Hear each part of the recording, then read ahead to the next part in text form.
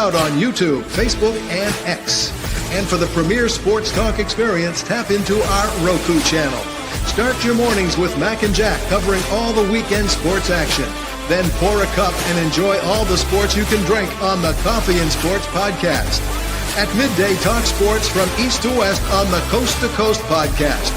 Followed at night by some hot girl talk with Prim and Proper Sports featuring Sonia Pearson. Talk boxing on the Gloved Fist. Yankee fans tune in for Start Spreading the News. And there's more on the College Sports Huddle and Sports Scope with Robert Butler. And that's just a sampling. There are 20 podcasts in all and 70 weekly shows giving us a 3.4-star viewer rating. To find us on Roku TV, search for National Streaming Sports on the Roku search bar. Click on the logo and you're in. For laptops, mobile phones, and tablets, download the Roku app. National Streaming Sports, live and on demand, sports talk for America. Football season is here, and SeatGeek is my go-to for buying tickets. Now, with SeatGeek, every single ticket is backed with their buyer guarantee. We've all had plans change, and when you can't make it to the big game, SeatGeek has you covered. They're the only ticketer that allows you to return your tickets ahead of the event for credit with SeatGeek swaps. So when things come up, I know that my tickets won't go to waste. So what are you waiting for? Download the SeatGeek app to maximize your possibilities and shop live events with confidence.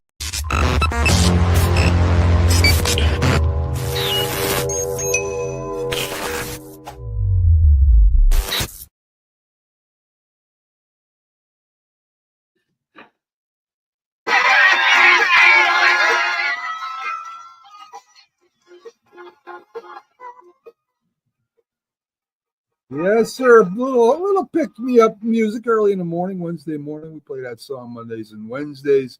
I just get everybody psyched about today. It's Wednesday.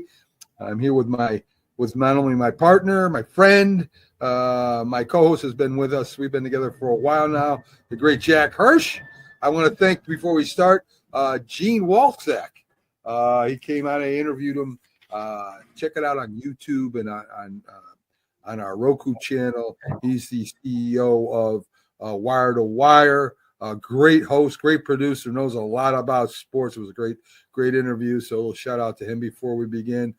And Jack, you know, we're getting to the end of the football season. It's kind of sad, right? We're going to smush all the wild card games into one weekend, Friday, Saturday, and Sunday. And when that's over, of course, then we start doing the division playoffs. So it's getting near the end, and you know, and we also got the NCAA Final Four coming: Notre Dame, Penn State, Texas, and Ohio State. And you know, I think it's going to be a couple pretty good games there. I think Notre Dame and Penn State. A lot of people are picking Penn State. They like their defense. They like their offense a little bit more than Notre Dame, even though Notre Dame is a slight favorite. Of course, you know Notre Dame is my team. Get your thoughts on that first. I mean, look, I don't follow Penn State. I follow Notre Dame, Fighting Irish. I'm Irish. La, la, la, la. Since I was a kid, I followed Notre Dame, right?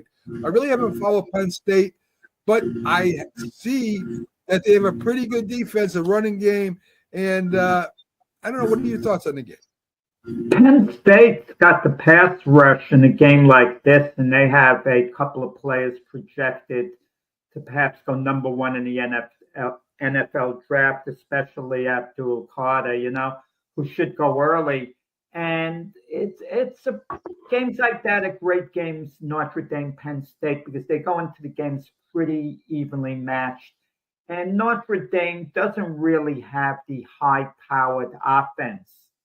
So they could run into some problems, you know, with Penn State in a game like this. And Notre Dame's last game was basically like a celebration, you know, them winning, they're sky high. But they struggled early in the year, Notre Dame. Keep that in mind. They struggled early in the year, and people couldn't figure out what was wrong with them. But they eventually got things figured out. But at no point during this season has Notre Dame come across as being like a powerhouse team, and the same with Penn State. Unlike Texas, who seemed to be a real powerhouse team early in the year, and Ohio State, who seems to be one right now, Notre Dame and Penn State never gave that impression. notice not a lot of people were surprised Notre Dame beat Georgia, right? They thought, and granted, you had a first-time starting quarterback, Howard, I think it was for Georgia, that played. He played pretty well too. Out. Yeah. Right. So I mean, you got to take that in consideration, and he played pretty well too. Notre Dame has a defense that likes to turn the ball over. They got a specialty. I mean, the young coach there has done a great job for him. I think it's his second or third year, Jack. I'm not sure exactly, but I know. Yes, yeah, he's done a really good job. I expect Notre Dame to be better as he stays there. He seems to have a way with the kids there and gets a lot out of them. And Notre Dame's history in the playoffs is not that good lately, Jack. I mean, they've gotten blown out every time they've gotten closer. They've gotten there. It'll be interesting because the Penn State coach has always been under fire because he can't win the big one against, Michigan. He can't beat Ohio State. So it'll be interesting to see if Penn State makes it, Ohio State makes it, just to see if he could beat Ohio State in the national championship. I mean, that would be awesome for Penn State. But anyway. Well, I'll tell you, if you paired either Notre Dame or Penn State against either Ohio State or Texas, I don't think they beat either one. Okay? But what they have going for them, the winner of the Notre Dame-Penn State game, is Texas and Ohio State are going to get to beat up a little bit on one another. It's going to be a high-powered game. And maybe the winner of that game, suffer a little bit of a letdown. And the winner of Notre Dame, Penn State might be in a prime position for that particular matchup. Yes. And we do have, of course, we have Ohio State and we have and Texas coming up Friday. We'll talk a lot about that tomorrow. Well, think of what we got. We got Penn State, Notre Dame Thursday night, Ohio State and Texas Friday night. Then you got the NFL, the 4:30 game, and then you have the night game, Pittsburgh and the Baltimore Ravens. And then you got Sunday, the 3 games. You have your night game, and then you got Monday night. You got the Vikings and the Rams. 5 nights in a row beginning tomorrow night, Mac. Mac, are you going to watch the games? Are you just going to talk about them? You're going to watch them? You're going to really watch them. I don't mean you're going to have the TV on and you're going to be doing a lot of other things. That's right. The TV will be on for the whole game because you're a night out. But are you really going to be sitting intensely watching? Are you going to burn out, Mac? 5 night games. Never mind the earlier games. Can you keep your mind on 3 Sunday NFL games? I don't know, Jack. I got a lot to prepare for, man. Monday's a busy day for us. I mean, you got the Monday show in the morning, then I got another show at about 5, and then I got to get ready for Glove Fist Monday night. And not that I do a lot, but I got to get you guys in. So my mind will be, I will have the TV on. I will be paying attention best I can. We do NFL download. So doing an NFL download, we'll be doing the watch along. So I'll be there. You're going to have to make a decision with the network soon, Matt, because Frank Laterzo, who does the boxing show with me Monday night, 7 p.m. Eastern Time, Glove Fist, he might want to change it to a football show. That's what seems to be transitioning. It's getting there, Jack. It's slowly becoming not Glove Fist, but shoulder pads. I don't know what it's called. Shoulder pad. I like that name. All right, so maybe the show will change to it. They fired some coaches. Who are you picking, Mac? For the record, who are you picking? Notre Dame and Penn State. I think Notre Dame beats them, and I think it's because of the way they turn the ball over. I think their defense is opportunistic. They kind of remind me of the Minnesota Viking defense. I mean, they have blitzes come in, they drop back, they get a lot of interceptions, a lot of fumbles, and their special teams are pretty good. They returned one last week against Georgia. I think Notre Dame edges them out barely. I think it's going to be a great game. I really do. Texas, Ohio State. Ohio State is the hot team right now. This is the hottest team right now in college. It's what time of the year you're hot, right? I mean, Texas was hot early. Can they get back and be hot again? I don't know. I know Ohio State has a $20 million team there that they've with all the money they gave them players. So, but they are hot now. They had problems in the beginning of the year. They are the hottest team in college football right now. So I would think Ohio State wins it all, to be honest with Anyway, Jack, we got some coaches fired, and one We for got him some reason fired. wasn't. I listen. Doug Peterson. I'm not sure Doug Peterson is a bad coach, right? I mean, he led the Eagles to the Super Bowl. He got the Jags. It was his second year, or his first year. Jack brought him to playoffs. They won a playoff game, and Trevor Lawrence has been hurt last couple of years, especially this last year. I'm not sure why you fire a guy. I know it's a bad year. Everyone except Mike Tomlin has a bad year once in a while. Why fire this guy right now? Why not give him one more? Wait. Let's don't give Mike Tomlin as an example. The man hasn't had a losing season in 17 years. That's what I said. You said Mike Tomlin has a bad season once in a while. No, Mike Tomlin never has a bad season. I said every coach has a bad season once in a while, except Mike Tomlin. You said except? Okay, then go ahead. Okay. All right. So, Jack, your opinion. I mean, Doug Peterson, there are some coaches out there that are waiting to become head coaches. Doug Peterson, do you think he deserves to get fired? I know the record, he's the worst record in football. He's got the number 1 draft pick. I mean, shouldn't they give him maybe one more year? Let him try one more time. See if Trevor Lawrence is healthy, and they can maybe make a run at the playoffs again. He didn't improve Trevor Lawrence. Doug Peterson is a quarterback coach. He was a former NFL quarterback. He was thought to be a quarterback guru. Trevor Lawrence, if anything, went backwards with Doug Peterson. Now, I'm not blaming Doug Peterson per se. Maybe Trevor Lawrence isn't as good or doesn't have the potential that a lot of people think he has. But he went backwards. And if you're an owner, you have to have a good feeling. Is this going to be my guy? Why obligate yourself to stay longer with a guy? Well, he's only been there 1 year. Let him grow into the job. What? Let him be there 4 or 5 years and then fire him? You have to have the comfort with the guy, and it's not so much winning or losing. I shouldn't say that per se. Obviously, if he's winning, he's going to stay. But there has to be a comfort level. I mean, it happened at New England with Gerard Mayo. He only had 1 year. Is it fully fair to Gerard Mayo? No. But going forward, if you're Robert Kraft, you have to think, is this going to be my guy based on the 1 year he's been with me? And even great coaches, they have a number of years somewhere and it doesn't work out. Bill Belichick was with Cleveland 5 years. He was given every opportunity. It didn't work out. But had Art Modell fired him after 2 years instead of keeping him 5 years, it would have only benefited Cleveland at the time. It wouldn't have hurt them. And sometimes you have to make a move. You don't really want to make the move because the guy's only been there, you coach 1 year. But what's he shown you that 1 year? Okay, I'll give you a better example, Matt. As a better example, Nathaniel Hackett was fired as head coach of the Denver Broncos a couple of years ago. He wasn't even given 1 year. They fired him something like 5 games short of one season. Let's say Denver decided to stick with Nathaniel Hackett. No, 1 year's not enough. Let him finish the year. He at least deserves a second year.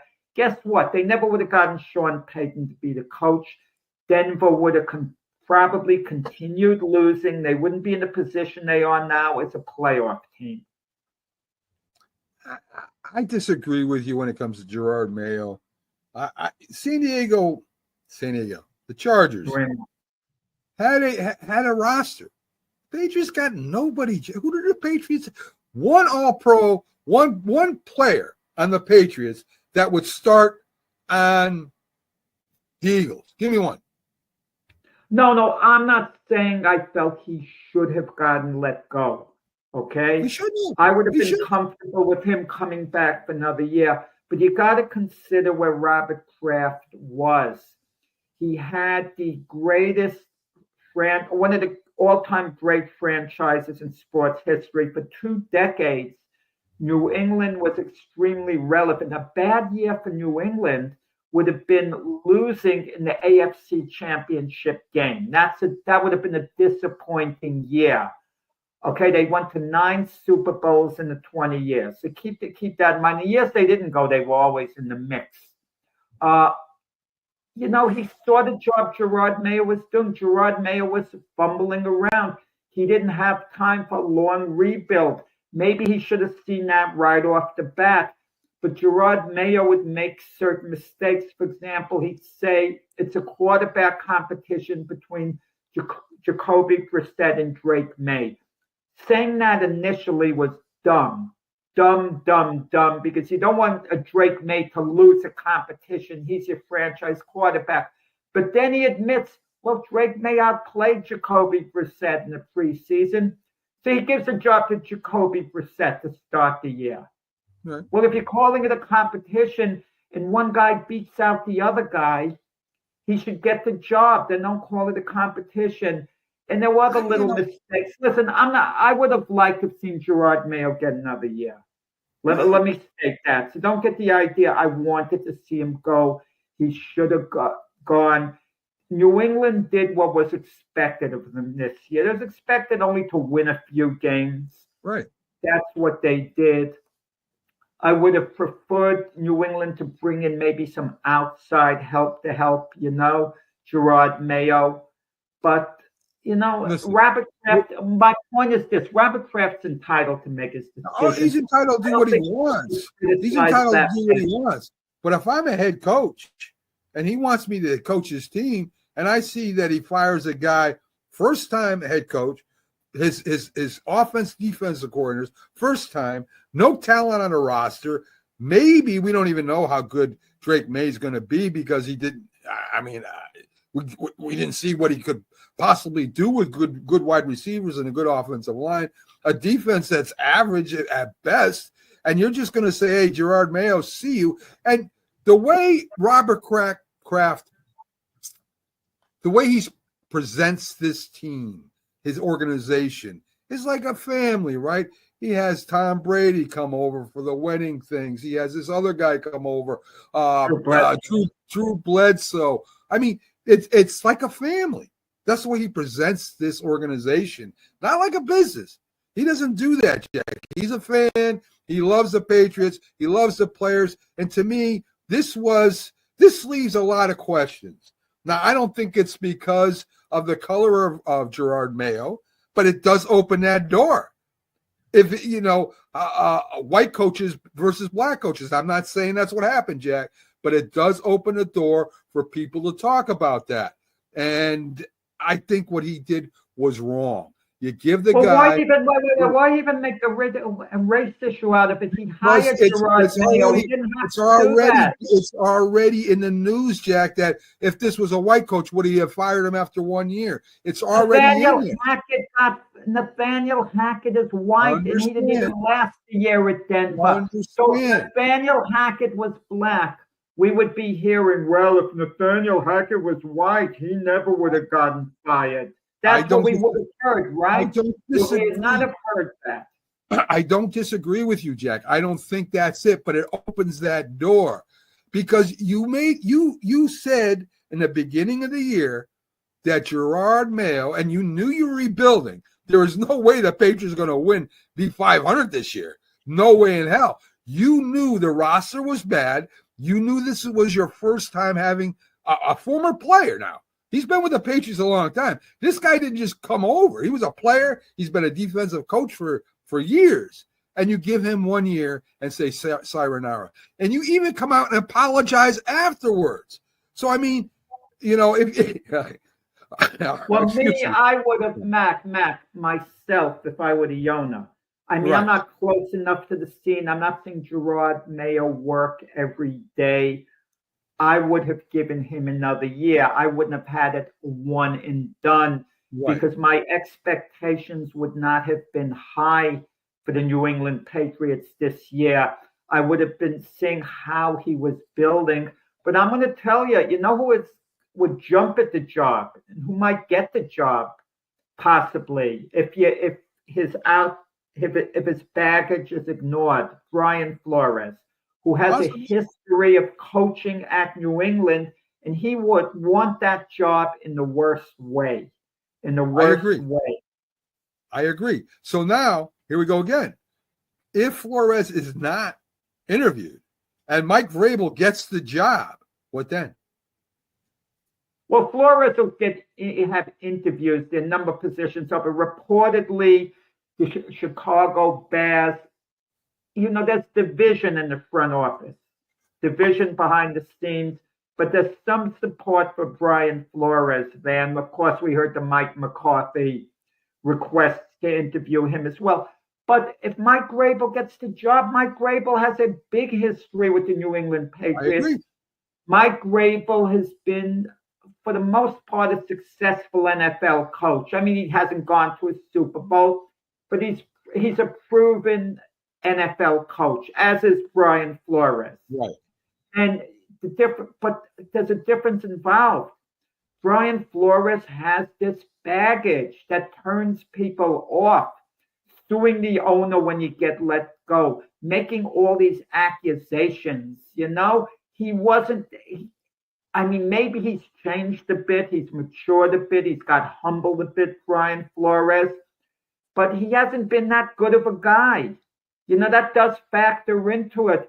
So if you have Mike Vrabel, a more stable personality, he might think to himself, Robert Kraft, if I have to let Brian Flores go at some point, I'm going to face all this backlash. I don't need this. Yeah, and he's a guy who sues the owner, and he's trying to catch the owner in lies with the Miami Dolphins. And Brian Flores has a history of being cutthroat, firing his own assistants. See, Brian Flores has a point of what happened to him in Miami. What the owner did to Brian Flores in Miami is unbelievable. Brian Flores took a team that was like 5 wins and turned them around to a playoff contender. The owner and the GM had made him go get Tua. He didn't want Tua. He wanted Herbert. That's what he wanted. That was the quarterback he wanted. They made him get Tua. He didn't have a choice, but he didn't have a choice. When they got Tua, he's a head coach. He's a head coach. Yes, he did. They took Tua before the Chargers took Herbert, Jack. The Chargers went after Miami. But anyway. I think you're right on that point. Yeah, they get Tua, and then they force him to start Tua when they're in a playoff race. And, what are you doing to your head coach? The head coach is I think they were above 500. There's no evidence they forced Fitzpatrick was the quarterback, Jack. They were going to the playoffs. He played Fitzpatrick over Tua. No, they made him put Tua in, Jack. They made him put Tua in. And wait. Hypothetically, if that was done, that would have been wrong. Tua is a better quarterback than Ryan Fitzpatrick. Not at the time. Not at the time he wasn't, Jack. Not at the time. And the coaching from Brian Flores, but how Brian Flores handled it with Tua was miserably. If that was, there's no evidence of saying blown out of proportion. No, it's correct. But totally out of proportion. But if that happened, Brian Flores took every opportunity to tear Tua down. Every opportunity. Blown totally out of proportion. Not at all. That's what Tua. I do. I don't believe Tua. I do not believe Tua. I do not believe Brian Flores came to almost every practice and called him a loser. I don't believe that. I believe he said Tua came and admitted, Jack, in his first year that he didn't study the playbook. I remember that. I didn't study the playbook. Good. Well, so you're ready to be a quarterback. I remember this stuff, man. Oh yeah, I remember him saying that. And I think you're getting mixed up with Kyler Murray. Not at all. Not at all. Tua said that. Tua said he wasn't ready. In fact, he kind of apologized for it, if I remember 100% correctly. He goes in, he gets hurt his first year. He gets hurt his second year. He gets concussed his second year 3 times. He wasn't ready. And here's the owner or GM saying, play Tua. I'm the head coach. I play who I want. That's my job. Your job is to get me to play. Wait, Mac. I've been a big Brian Flores booster, a big advocate for Brian Flores. Right. I mean, I would love to see Brian Flores get the Jet job, for example. I think he'd do a real good job. The defense would have, a real identity again and so on. And I think he did, on balance, a good job in Miami. But what I'm saying, he has a lot of baggage. When you start suing the owners for racial discrimination and try to make it a racial issue why he was let go, that's where you lose me. And the owner Miami, let's say the owner Miami made mistakes and he's at fault. Do you feel it was a racial issue with the owner of the Falcons? Jack, I don't know. I don't know how else.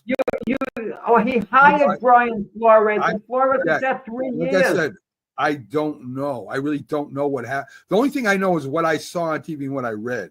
And I didn't read nothing about anything racially. I didn't read nothing about that. All I read was he was very frustrated. And did you see the interview Tua had with what's his name there? Idiot. No. So they interview him. I'm trying to remember the guy who interviewed him. Look that up for me really quick, will you, honey? The interview with Tua, the sports broadcaster that interviewed Tua about Flores. He came out, his last question to Tua was about Flores. And they both threw him under the bus. So they go to Flores and they say something to him about, how he handled Tua. And he said, listen, I made mistakes and I'm growing as a coach. He was really cool about it, saying, put on your big boy pants, and that's why you're not doing anything in the NFL. He didn't say that. I would have. He's like, well, I'm learning as a head coach. He's like, I'm trying to. He's humble. He's humbled now because Brian Flores should be a head coach in the NFL, and he hasn't been one because of himself. He has been his own worst enemy, and he was lucky. Mike Tomlin gave him a job on his staff after the fiasco with him bringing this legal action, this class action lawsuit and all. And then Minnesota took him on as their defensive coordinator, and he's done a wonderful job with the Minnesota Vikings. And I think he's ready to be a head coach again. But once again, if I'm an owner and I might have to part ways with this guy at some time, is it going to be more trouble than it's worth it? It's got to enter owners' minds. And also, you want to hire a head coach who has a lawsuit going against another owner at the time. There's definitely got to be a conversation or some paper signed. I get what you're saying. The interview was with Dan Lebitard. If you get a chance, Jack, I know you do a lot of things. You got a lot of things going. Check out the Dan Lebitard interview with Tua Tagovailoa. Check it out. And talking about Brian Flores. It was the last question. They set it up. Flores to be interviewed. He's going to get interviews. Yes. And I hope he gets the job because the guy is a good coach. I do too. A good coach, and he's his own worst enemy. And maybe he's learned from all this. And hopefully he doesn't lose his edge either. Hopefully he keeps his edge too. I don't want him being too humble. Right, you're coaching. It looks like he hasn't. The Vikings, despite getting beat by Detroit as bad as they did, have a great defense. So, he's done an outstanding job at Minnesota, Brian. So the Pats fired Gerard Mayo. The New Orleans fired Dennis Allen. The Jets and the Bears are looking for head coach. Dennis Allen was an coach. Well, no, Ridden. They had Rizzo, Coach Rizzo there. He was a interim coach. Dennis Allen was fired a while ago. I'm just getting through this real quick. The Jets and the Bears looking for head coaches because of their early firings. What do you think about your interim coach there, Jack? I think he's more of a Jet fan than he is a coach, but he didn't do terrible. I mean, he did awful. I mean, come on. I mean, the team was 2-3 when he took over, and what were they? 3-9. The rest of the way he did terrible. It doesn't mean he's a bad coach. I mean, it doesn't mean he can win, but it's. Yeah. I mean, an interim coach is an interim coach. Don't waste your time. Say, we hiring these guys if they have a minimum of success sometimes. I mean, their interim coach, they're just keeping the seat warm for someone who you want there long term. I mean, Antonio Pierce was just let go. And I hear because the Raiders, had some success when he was interim coach that, he's the guy. We have to have Antonio Pierce. And they hire him. 2 losing seasons in a row. Mm-hmm. I mean, it's a setback. Yeah. And I don't want to hear what the Raiders, the players are advocating for Antonio Pierce to come back. I mean, if you want the guy to come back that much, win. That's all there's to it. You save a guy's job by winning. I don't think the Raiders have a good roster either. I think they had a couple really good players. I don't think they had a good roster either. There's been, I was talking to Gene yesterday. Check this out, Jack. There were a lot of bad teams in the NFL this year. There were like 5 wins or less. I've never seen that. Yeah, a lot of teams who played poorly. There were a lot of teams that were disappointing, but some straightened out, some didn't. The Cincinnati Bengals eventually straightened out during the year. Some teams never straightened out. Some teams you didn't think were going to be good, and they weren't good. No. And certain teams you thought they might be good at one side of the ball, like the Giants, who you thought would at least have a representative defense.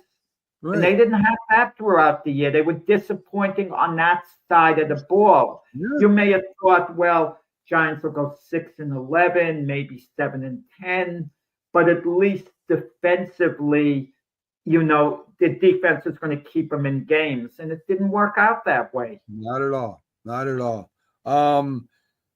We talked about this a little bit. Who would you want? Let me ask you, Jets head coach. If you had a choice, your number one choice for a head coach, who would you take for the Jets head coach? Believe it or not, the guy we were just talking about, Brian Flores. I think he would be the best guy for the job. He'd get the defense back to playing what they won to Robert Salah, actually. Right. They got worse when Robert Salah left. They get them back to kind of what they were last year. He'd straighten guys out, and he'd be the guy I'd want there. But the Jets personnel is very good. So I think coaching for them might be more important than coaching for any other team. And I mean in this respect, other teams can add pieces a little more than the Jets can. Where the Jets really going to add pieces? Everywhere you turn around, they're good players. I mean, their defense, DJ Reed might go free agent and so on, but you look at every position, they're good at every position, Mac. I agree, Jack. Talent-wise, played poorly. They couldn't close games out. Their defense lost their identity. Yeah. Do you realize that the Bears, again, for the third time, Trubisky, Fields, Williams, all 3 quarterbacks were drafted with a lame duck coach. In other words, a coach in their last year. That's when they were drafted. And we know what happened with Trubisky.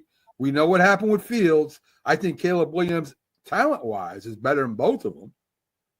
But it seems to me like the Bears, they have a coach and they draft this quarterback, and I imagine the head coach helps them draft, and they end up firing him after the quarterback, after they get the quarterback and the year is over. That is a messed up organization, Jack. Messed up. Well, sometimes it has to fall on the player. Mitch Trubisky is not that good. After Mitch Trubisky left the Bears, he's a career backup now. I mean, maybe he'll get a shot to start at some point the way Geno Smith did, catch lightning in a bottle, but I doubt it. He's a backup for the Buffalo Bills right now. Justin Fields couldn't quite nail down the starting job. He went to the Steelers, and no team, I think, would take a Justin Fields right now with the idea of him being their quarterback of the future. Yeah, I mean, he could go to a team even like the Jets or Giants, Justin Fields, and conceivably start, but they wouldn't look at him as the long-range answer. Maybe he would develop into that. You see, he's kind of on the middle. He's caught in the middle. Justin Fields, if he improves, he could be a legitimate NFL starter. But he's been, the NFL 4 years. And, and he's kind of not quite there. He's like a tweener, a little too good to be a backup, but not quite good enough to be a starter. So he's kind of like a tweener. But Caleb Williams, if you take a number of teams, if they can have him right now and he fell into their lap, they would elect to go with him as their franchise quarterback. Would it work out? We don't know for sure. But they absolutely would see his upside and say, okay, he's our guy. We're going to roll with Caleb Williams. But they wouldn't roll with Justin Fields, and certainly Mitch Trubisky didn't work out. And I agree, Jack. The point I'm making, nobody's developing these guys. I mean, I know the Bears went to the playoffs with Trubisky. I don't know if it's first or second year.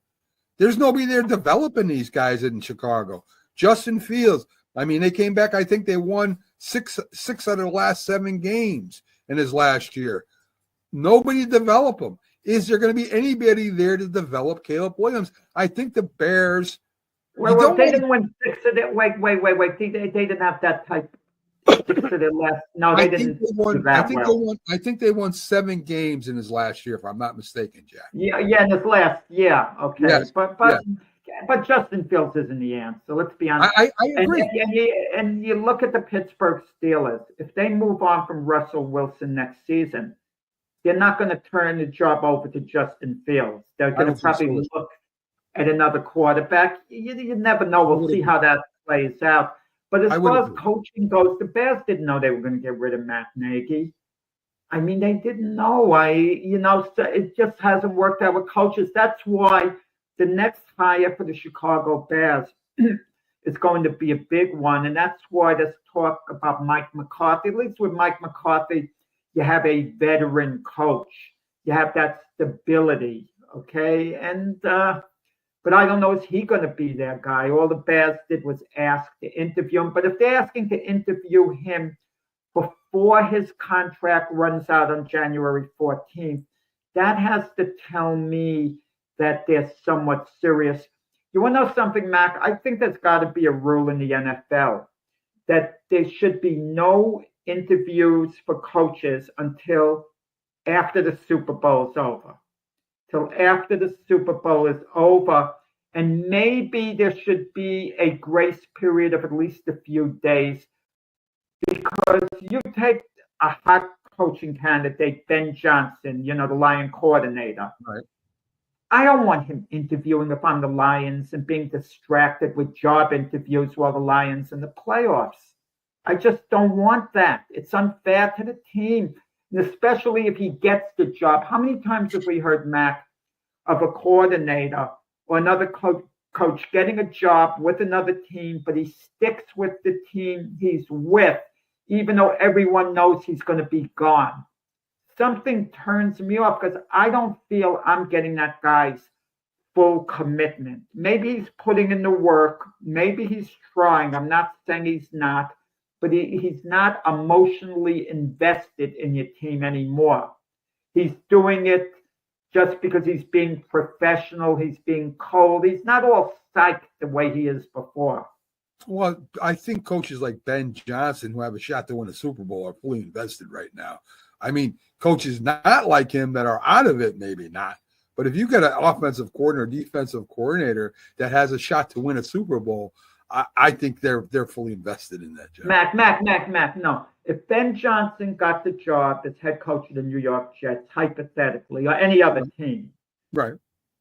They hire him now, let's say. Hire him soon next week. After the fourth. They can't. You have to wait till after the Super Bowl. If the coach is still with the team and the team is still playing, you can't hire him. They can't go anywhere. They got to stay. They can't go anywhere, but you can hire him. But after the Super Bowl, he can't. But you're right. After the Super Bowl, so But my point is this: let's say they met with him now, any team, and they hired Ben Johnson for just argument's sake. Okay. Right.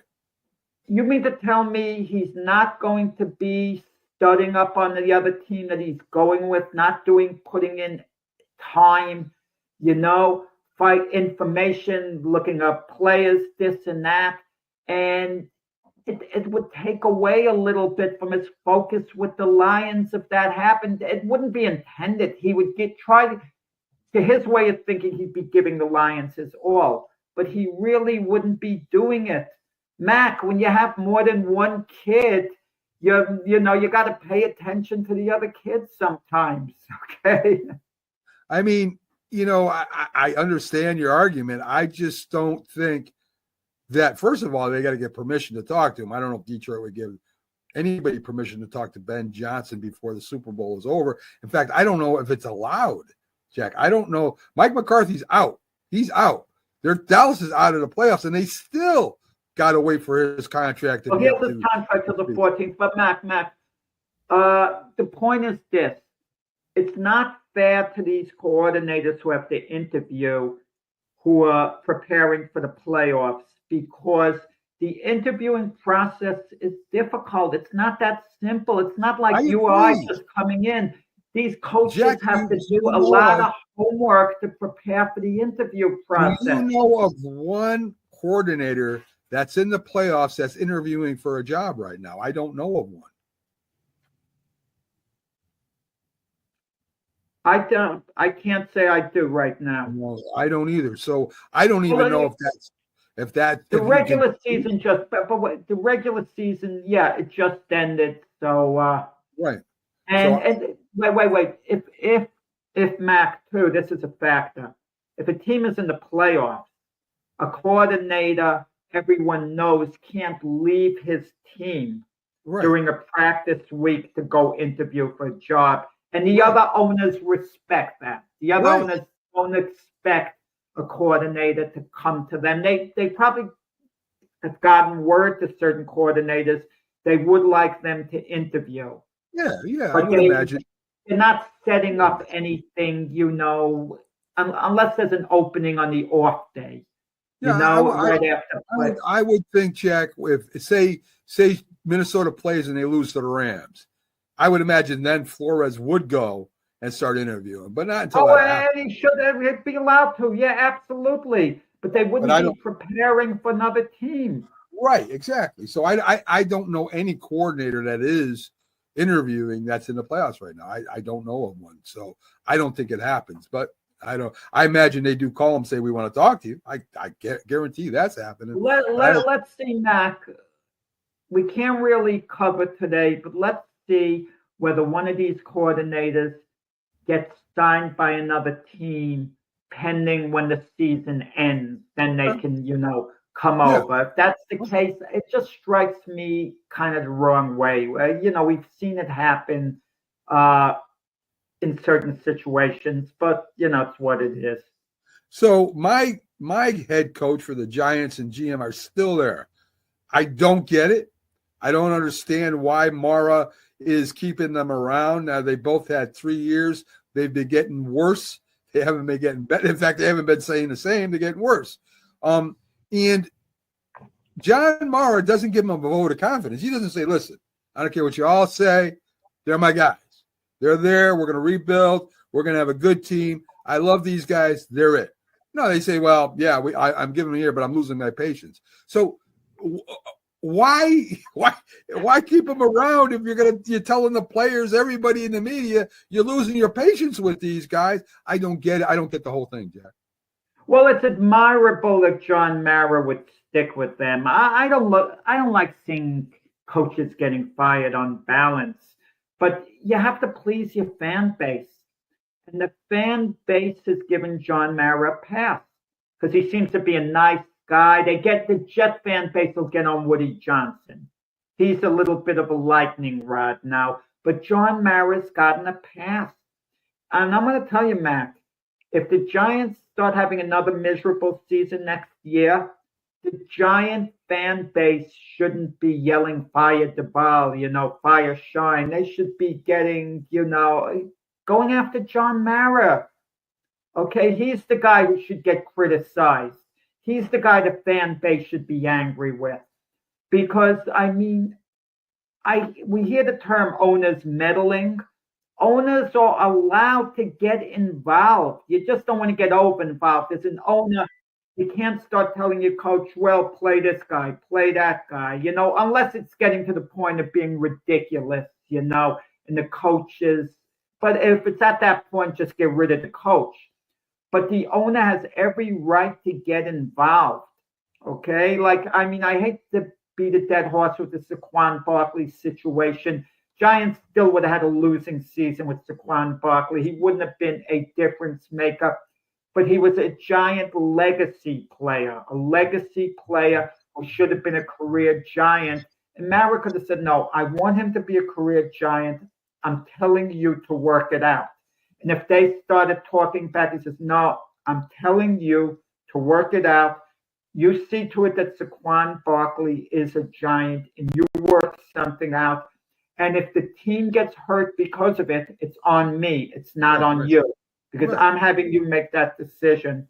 But he didn't do it. He let him walk, and so Joe Shine came off as the villain, but John Mara, could have done something about it. I agree. I definitely agree with that. Tyreek Hill pulls himself out of the game in the second half and says he kind of hints he wants to go somewhere else. Tyreek Hill, Stephon Diggs, these guys really don't make a difference, Jack. I mean, you can say maybe they give you a couple more touchdowns. You get a threat. They ain't gonna bring you to the Super Bowl or win you playoff games, as you've seen. It's the team. These diva receivers think they're a lot more important than they are. I would want nothing to do with a Diggs or a Hill or anybody like that. Give me a Waddle. Give me a Smith. You can keep Brown. I want receivers that I love. Puka, Kanuka, whatever his name is, Cooper, love them. They're blocking. They're catching balls. They're not talking trash. Guys like this, I don't even know why teams sign them. Yeah, I'm going to say with Tyreek Hill, he won a Super Bowl with the Kansas City Chiefs. He left. Chiefs went to 3 Super Bowls after and won 2 after he left. Yes. He didn't have Patrick Mahomes throwing the ball to him anymore. I understand you want the money. You want to go here. You want to go there. And the biggest mistake of Tyreek Hill's career was leaving Kansas City. He would have been a Hall of Famer. He might still go to the Hall of Fame someday. Who knows? Let's see how the rest of his career plays out. But could you imagine he'd been with Kansas City all this time till now, where his career would have been? And these receivers, they sometimes go elsewhere and they don't realize how good that they have it at certain points. Yeah. But with Tyreek Hill pulling himself out of the game, totally unacceptable. I know he wants to be relevant. He wants to be a star. He's lost his identity. But you don't do that. You play it out. Then in the off season, you let the coaching staff, the GM know, I really want to go elsewhere. I played hard. Or you see the coach and GM and talk behind the scenes. I'm unhappy, but I'm going to show up and I'm going to play hard. You don't have to worry about me playing hard. I'm going to show up, play hard, but I don't like the way I'm being used. Yeah. Yeah. Listen, I again, Diggs, Minnesota, then Buffalo, now with Houston. In fact, people like that, and we talk about Mixon too, they're both like agitators. Even Mixon with the Bengals was an agitator. And then you bring in Diggs, who's an agitator. And look at Houston. I'm not saying that's the reason why Houston is playing worse. I'm just saying it's not helping them when you got two guys that are locker room spitfires, Jack. Joe Mixon hasn't been bad with Houston. I haven't heard Cincinnati was. He was with Cincinnati. That was one of the reasons I haven't heard any problems. Stephon Diggs has been hurt, but while he was playing, I hadn't heard of any problems per se. Well, sometimes you don't know the type of person some of these players are. It might not be as bad as it seems. If you're a star, you want the ball if you're a wide receiver. And Stephon Diggs, there was a problem at Minnesota. Then he went to Buffalo. Apparently, there were problems. It was Josh Allen's team. Josh Allen would distribute the ball pretty evenly. And if Right. you're an elite receiver, the star receiver, do you buy into it? Some guys buy into it and their individual stock goes down a little bit because they're not looked at as being a star. Look, I'll tell you who's a really good kid. Garrett Wilson with the Jets. By all accounts, he's a very good kid, very polite, very nice, team-oriented guy. There's talk about, some rumblings with him maybe wanting out. And I can understand that because Garrett Wilson should be a number one receiver on the team. He's elite. Yet with Aaron Rodgers there, he's like 1A to Devontae Adams. And so I can understand there being a little bit of discontent. Mac, if you're star receiver and you only have the ball thrown to you 1 or 2 times in a half, it kind of gets to you. I mean, listen, I get it. If you're not being paid well, I mean, that to me, it's all about status, right? That's what we're talking here. It's not so much, if you're a star status. Wilson thinks he's the best receiver in the league. Devontae Adams has already proved he's one of the greatest of all time. So here you go. So here you got a young Wilson that wants. I don't know if Williams think he's the best in the league. I can't let that slide. You got to think that, Jack, right? I mean, being a professional, right? You would think. Okay. Just give me that. So, I mean, to be a great receiver, you got to feel you're a great receiver. I would imagine Wilson has that confidence. So you're bringing Rodgers' buddy, who is one of the probably going to be a Hall of Famer. I mean, what do you do? How do you handle that? You say, hey, listen, I don't give a damn about it. Right. So, I mean, he became second banana, but he still contributed, Jack. I mean, he still caught touchdown passes. He still didn't get over 1,000 yards. He got closer. It's the coaches that have to handle a situation like that. Right. You know what's interesting with Rex Ryan wants the Jet job. He says he 100% is going to get the Jet job. I don't believe it, even though he might. He might. Yeah, and I would rather have Brian Flores than Rex Ryan. I don't want to go back with Rex Ryan, but in fairness to Rex Ryan, they did go to the AFC Championship game 2 years in a row with him. Right. But then he went but they fired him after that, and then he went to Buffalo as a head coach. It didn't work out. So I'd rather go to Brian Flores' route. But Rex Ryan says there'll be no country club with atmosphere with me, with Aaron Rodgers, like missing camp, missing this. So, but let's say hypothetically Rex Ryan gets the job. Do you cut an Allen Lazard and say, look, I want the ball going to Garrett Wilson. He's our main guy. I don't think you could tell your quarterback who to throw the ball to. As a coach, I don't think you can do that. I think the quarterback on the field sees who's open and throws the ball to who he thinks is open. Well, you set up the offense. You set up the plays a little more. But did he maybe go to Adams when he had a wide open Wilson? Maybe. I don't know. Maybe he didn't see Wilson being open. There's so much, Jack. Adams is great. Adams is great. They should equal billing. Him and Garrett Wilson could have equal billing. Yeah. And Lazard is a really good third wide receiver, a good fourth wide receiver. He's not a top 2, but I mean he did do okay for the Jets. But if I'm Garrett Wilson, I can understand some of the throws that should be going my way of going to Devontae Adams. But when I start going to Allen Lazard, that's a little too much, for me to bear, I think. I mean, do you buy, like you said, some buy in, some don't.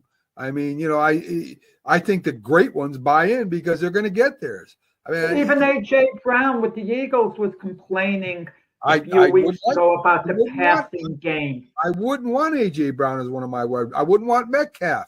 I mean, they're great. But I mean, I'd rather make it. But A.J. Brown's right. The Eagles are not going to win the Super Bowl unless they can be successful throwing the ball. Well, yeah, it's not going to happen. And they have. But I also got another receiver called Smith, and I got a pretty good tight end too. Yeah. I mean, this is what I'm saying, Jack. That's all I'm saying. Listen, if you want to win, you're going to win as a team, and I don't care how great your wide receiver or quarterback. It's the team wins the game. You know that as well as I do.